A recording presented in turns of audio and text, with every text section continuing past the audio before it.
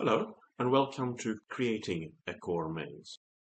Let's create a brand new maze so I can show you how that's set up. The first thing we do, of course, is we create a scene. Creating a scene, wrong kind of scene. We create an empty object, call it maze, because imagination. The first thing we'll do is we'll add the tessellation we've chosen. I look under core maze and we pick one. Let's just do a good old-fashioned quad maze. So we go for a quad and we pick up maze quad and we add that in. So this here will define what the maze will look like, the structure of the maze itself. Second, we want an algorithm. I'm going to pick Tonell's algorithm. Let's create the templates. The templates are the different pieces that make up a maze. First, let's make a cell template. So I'll go into the templates here and I'll create a quad. What size should we give it? Should we make it 1 meter? That's perhaps a bit too narrow. Let's make it 1.5 meters. That's the 1.5 from end to end, and that's going to be our cell size. So we go here and we say that's 1.5, so that our cells will be 1.5 in size.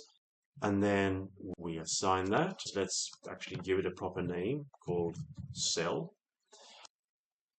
Then let's create panels. The 3D object, wall horizontal. We'll bring that across. Now that's a rather fat wall and it doesn't quite reach 1.5 meters. Now all the tessellations contain hints here to show how best to create the templates. So if we stretch along the x-axis, then its y rotation should probably be 0. And I say probably because it's up to you what kind of maze you want to make.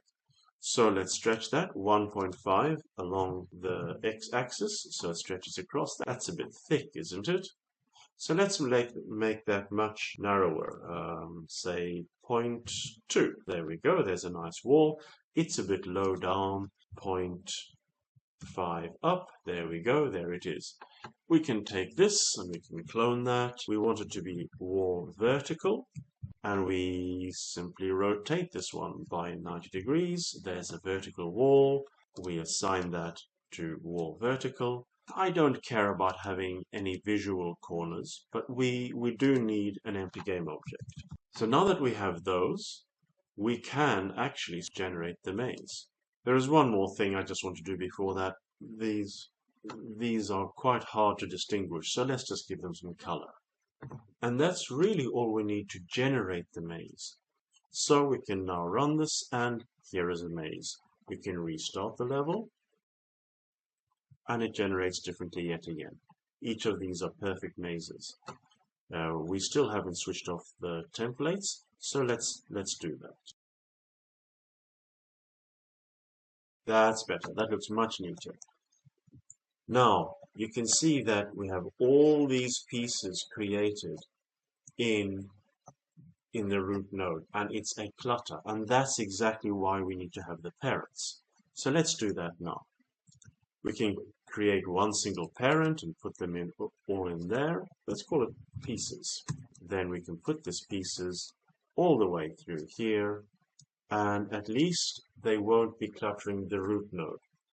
This is still going to be pretty full of pieces and they're hard to distinguish.